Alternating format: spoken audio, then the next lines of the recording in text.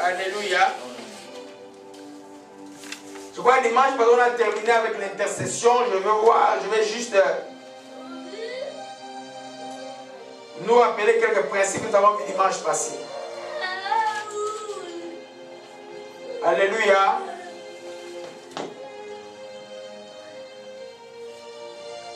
Après cette prière, nous pouvons comprendre que la prière, quand on dit intercéder, ce n'est pas n'importe quelle prière. Alléluia. On a vu que la prière de l'avocat. C'est lui qui ne doit pas prendre la cause de l'autre. On a vu que l'intercession, c'est de prendre aussi le poids de l'autre. L'intercession est aussi se mettre entre Dieu et l'homme. On a vu que l'intercession était la prière qui arrête la colère de Dieu. On a vu comment est-ce que Moïse est allé par 2 fois pour le peuple d'Israël qui était rebelle. Mais il a intercédé et Dieu a écouté.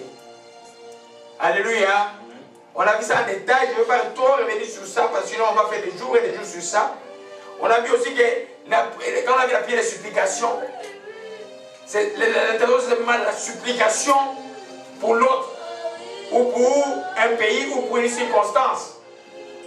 C'est-à-dire c'est toi qui supplies pour l'autre. Toi tu n'es pas concerné. Tu peux être concerné si tu fais partie d'une nation par exemple. Mais tu peux être concerné que tu fais partie d'une famille. Mais tu intercèdes toujours pour l'autre. Alléluia. Amen. On a vu que ces genres de prières déterminent que quand Dieu a parlé, quand Dieu a donné une réponse, qui peut être une vision, qui peut être une parole de la Bible, et qui peut être aussi une réponse tangible de ce que vous avez demandé de Dieu. Amen. Tant qu'il n'y a pas de réponse, on n'arrête pas de supplier, on n'arrête pas d'intercéder. Alléluia. Donc, c'est la prière de l'endurance, ce que j'ajoute aujourd'hui. L'intercession, la supplication, c'est la prière, ce sont des prières d'endurance. L'Esprit me met de dire maintenant. Amen. C'est les gens qui persévèrent dans la prière. Alléluia. Parce que prier, toi-même tu peux faire la prière de la foi, parce que c'est toi qui peux faire la foi, tu peux obtenir des choses comme ça. Pour l'autre, ça veut dire que tu supplies Dieu, que la miséricorde de Dieu soit sur l'autre. Ça dépend de Dieu. Alléluia. Tant que tu n'as pas encore reçu la réponse, tu n'arrêtes pas de prier. Alléluia. Amen. Il y en a pour qui tu vas intercéder, que Dieu ne répondra pas parce que c'est des gens qui refusent totalement le voie de Dieu. Mais il y en a d'autres que Dieu trouvera sur les chemins. Mais toi, tu intercèdes qu'est-ce que la réponse de Dieu, quelle que soit la réponse que Dieu va te donner, tu sais que Dieu a répondu. Il m'est arrivé quelquefois de prier, Dieu me dit ne prie pas pour cette personne.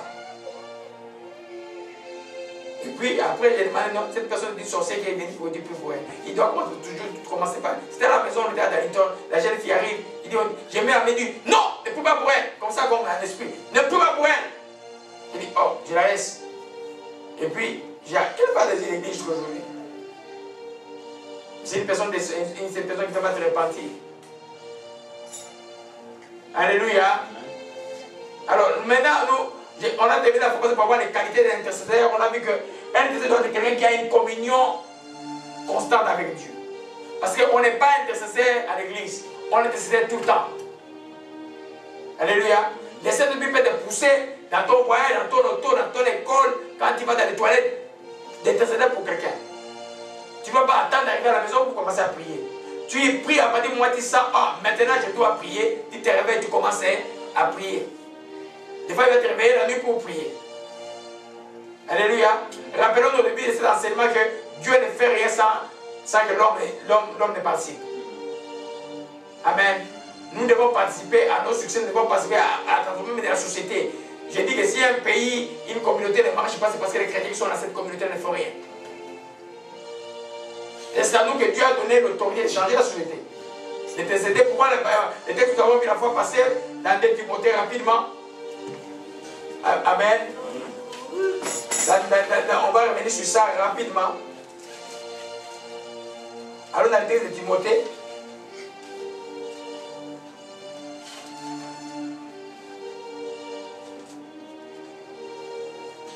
Alléluia.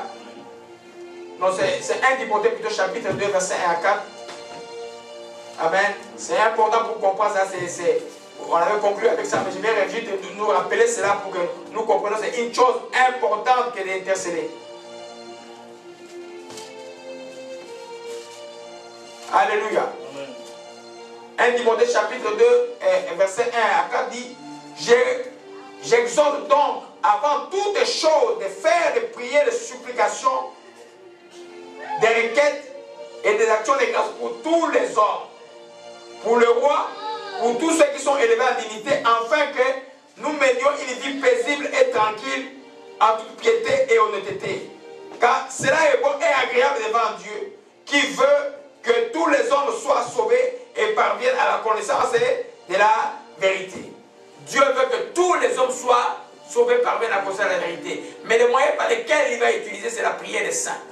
C'est l'intercession des saints. Nous ne parlons pas des saints qui sont morts dans les cieux, nous parlons des saints qui sont vivants sur la terre. Amen. Nous ne croyons pas qu'il faut être canonisé pour être saint. Nous croyons que tout le monde qui a reçu à Jésus-Christ est saint. Parce qu'il est mis à part par le Saint-Esprit. C'est ce qui déclare la parole de Dieu. Amen. On peut dire Saint Nari, on peut dire Saint Jimmy. Je crois que ça sonne trop américain. Amen. On peut dire Sainte Merveille. Amen. Saint. Parce que nous sommes mis à part. Alléluia. C'est à nous que Dieu a donné l'autorité, la puissance de pouvoir changer les choses dans la société par le biais de la prière. Mais l'Église ne comprend pas cela. Écoutez les requêtes des gens, tous, nos besoins de l'Église grandit, les gens, personne n'intercède pour là. Paul dit, avant toutes choses, intercéder pour eux et pour intercéder pour faire des requêtes de supplication, des actions de grâce pour tous les hommes. Donc nous sommes en quelque sorte un chrétien devant avoir un esprit d'intercession en lui. Alléluia. Donc pouvoir se mettre entre ceux qui connaissent pas Dieu et ceux qui connaissent Dieu. Mais il n'en est pas ainsi parce que les gens sont paresseux. Alléluia.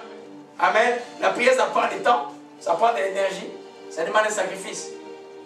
Alléluia. Hier, j'ai fait des prières lumière, comme j'ai dit, donc rapide. J'ai quitté Montréal à 16 h. Je suis arrivé à la première famille, je devais visiter qui était en DE. Je devais prier à 19 h, les fils n'étaient pas là, les fils arrivaient. À 20 h, j'ai fait une prière, j'ai fini. Je suis arrivé à la dernière maison à 22 h, j'ai fait une prière jusqu'à 23 h, j'ai fini.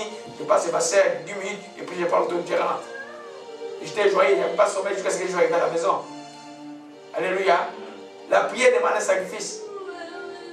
Alléluia. Parce que c'est nous qui devons, vous qui connaissez Jésus, qui devez intercéder pour les autres de la famille, par exemple. La promesse c'est que Jésus croit au Seigneur Jésus, croit qu'il sera avec toi et toute ta famille. Mais ça ne va pas se passer automatiquement. Il faut que ça va te demander qu'il y ait un sacrifice. Ça va te demander de gêner, ça va te demander de prier pour les autres membres de la famille.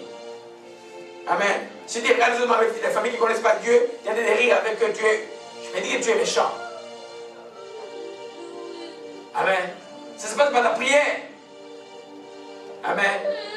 Que ce soit un parent qui ne connaît pas Dieu, tu ne passes pas le temps à s'amuser. Tu rappelles chaque semaine que tu dois connaître Dieu. C'est très important. Amen. Alléluia. Tu pries et puis tu parles. Tu pries. Quand tu pries, Dieu ne peut pas les chemins et puis tu parles à la personne. Tu pries, c'est comme ça que ça se passe. Alléluia. Amen. Donc, on a vu que l'intercesseur devait être en communion avec Dieu. La qualité d'intercesseur, c'est quelqu'un qui aime les choses de Dieu, qui s'affectionne les choses d'en haut. Alléluia. Et je vais demander à Fred de nous lire Colossiens 3, verset 1 à 3. On va aller rapidement avec ça. Colossiens chapitre 3, verset 1 à 3. Colossiens chapitre 3, verset 1 à 3. Si donc vous êtes ressuscité avec Christ, cherchez d'abord d'en haut, où Christ est. Cherchez les choses d'en haut, où Christ est assis à la droite de Dieu. Attachez-vous aux choses d'en haut et non à celles qui sont sur la terre, car vous êtes morts et votre vie est cachée avec Christ en Dieu. Amen. Amen. Amen. Amen. Attachez-vous aux choses d'en haut. Un intercesseur est attaché, s'affectionne des choses d'en haut. Il est attaché par les choses du ciel, les choses de Dieu. Alléluia. C'est ça l'intercesseur. Parce que lui, on a vu la fois passée, j'ai démontré qu'un prophète est nécessairement un intercesseur, mais l'intercesseur n'est pas nécessairement un prophète. Amen. On a dit ça la fois passée. Qu'un prophète, parce que quand tu vois, tu vois les choses, tu vois les visions, les choses qui vont arriver, tu ne vas pas rester comme ça. Tu vas faire quoi? Tu vas prier. Alléluia. Tu vas prier. Moïse qui était prophète, quand Dieu a dit qu'il va détruire Israël, qu'est-ce que Moïse a fait? Il est allé intercéder. Alléluia. Amen. C'est quelqu'un qui doit s'affectionner des choses d'en haut. Alléluia. Qui comprend que la vie éternelle n'est pas une blague. Que les choses de Dieu ne sont pas déclarées. Ce n'est pas de la blague. Amen. L'enfer est réel. Il y a les prédicateurs aujourd'hui à qui on pose la question à une grande télévision. Est-ce que Jésus est le seul chemin? I don't know, je ne sais pas. Non, moi j'en rajoute. On est là, laissez le pasteur Béni a ajouté. Moi aussi j'en rajoute. Amen. Il n'y a qu'un seul chemin. C'est Jésus-Christ de Nazareth. Il n'y en a pas deux. On est plein d'amour, les chrétiens. C'est notre qualité d'aimer tout le monde. Et le non-croyant, parce qu'ils sont encore dans les ténèbres, ils ne connaissent pas la lumière. Mais c'est aussi notre devoir de dire aux croyants que lui, c'est lui en qui nous avons cru. Il est plein d'affection. Il a dit, personne n'est pas allé au Père que par moi. Je suis le chemin, la vérité et la vie. Alléluia. On ne va pas condamner les gens. Non, on va leur dire, si, quand on dit salut, ça veut dire quoi? On est sauvé de quoi?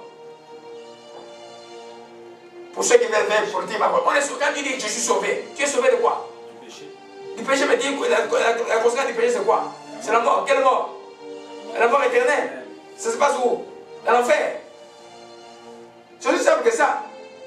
Amen. Alors, quand il dit je suis sauvé, puis il dit je viens par cette voie, il y a un problème. Amen. Les temps arrivent, c'est très sérieux les choses qui se passent aux États-Unis maintenant. Alléluia. On voit maintenant la scission entre les vrais serviteurs de Dieu et ceux qui ne le sont pas. Hein? Celui qu'on traitait comme un faux prophète, c'est lui qu'on voit qui est le vrai serviteur de Dieu. Parce qu'un vrai prophète de Dieu, un vrai serviteur de Dieu, un vrai docteur de Dieu, les miracles se produisent dans la vie, là où tu agis.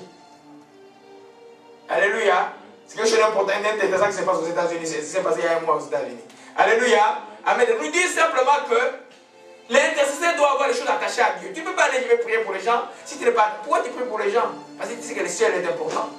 Parce que tu sais que Jésus a tout accompli à la croix du Calvaire. Et que la croix n'est pas vaine. Que Dieu peut écouter. Que Dieu est plein de compassion. Que Dieu peut sauver. Que Dieu est Dieu miséricordieux. Tu es intéressé aux choses d'en haut. Alléluia. Tu n'es pas, les soucis à voir quel constat tu vas porter dimanche. Si le constat là, tu le portes, s'il n'est pas là, tu conduis les chemins. Alléluia. Ça fonctionne des choses d'en haut. Alléluia. Alors, on a vu aussi que si quelqu'un doit avoir un cœur rempli de compassion. C'est une des qualités premières de l'intercesseur. Parce que Jésus était rempli de compassion. Nous savons juste qu'aujourd'hui, il est rempli de compassion. C'est lui qui intercède. Il est auprès du Père. Il intercède pour nous tout éternellement. Amen. Amen. Plein de compassion. Ça veut dire que tu dois pouvoir sentir les malheurs, ce qui se passe aux autres. Tu peux être, quand tu vois quelque chose, tu rentres chez toi, tu es sur l'assiette, la femme, les enfants ne savent pas pourquoi tu parles, mais tu penses à quelqu'un que tu as vu dans la vie avec qui tu as posé. Tu penses à quelqu'un qui avait beaucoup d'argent, mais qui n'a plus, et qui devient plus malheureux que celui qui n'avait pas l'argent. Tu penses à tout, tu penses à un pays qui s'est développé comme l'histoire que j'ai entendue sur le Congo, sur la route de Matadi, quand un accident s'est fait, les gens des villages proches, à côté là, viennent même assommer les gens qui sont en agonie pour prendre l'argent dans les poches. Ça s'appelle une abomination. C'est mal compris beaucoup pour ces pays-là. Une telle méchanceté, elle est gratuite. Quelqu'un a fait un accident, un jeune homme, là où j'étais parti, le papa est mort et puis après l'enterrement, le fils a fait un accident monté sur la roue de métal. Il était encore, heureusement il avait pris connaissance, sinon on l'aurait tué. La population est venue fouiller les poches de cadavres pour prendre l'argent. Vous voyez un peu ça? Congolais, il faut se réveiller là. Ça, c'est de la méchanceté. Alléluia. Alors quand tu vois, tu vois ça, qu'est-ce que tu fais? Ça te pousse à prier pour le pays. Hein? Soit on regarde juste le gouvernement, mais les gens sont mauvais. Les gens sont mauvais. Ils sont devenus mauvais. Moi, j'ai fait un accident dans le même pays. C'est les gens qui sont venus me secourir à 4 h du matin. Personne n'a volé dans mes poches. C'était en 86. Mais maintenant, la méchanceté est accrue. C'est une prophétie de Dieu que la méchanceté va s'accroître. L'intercesseur est pris. Parce qu'il voit les dangers arriver.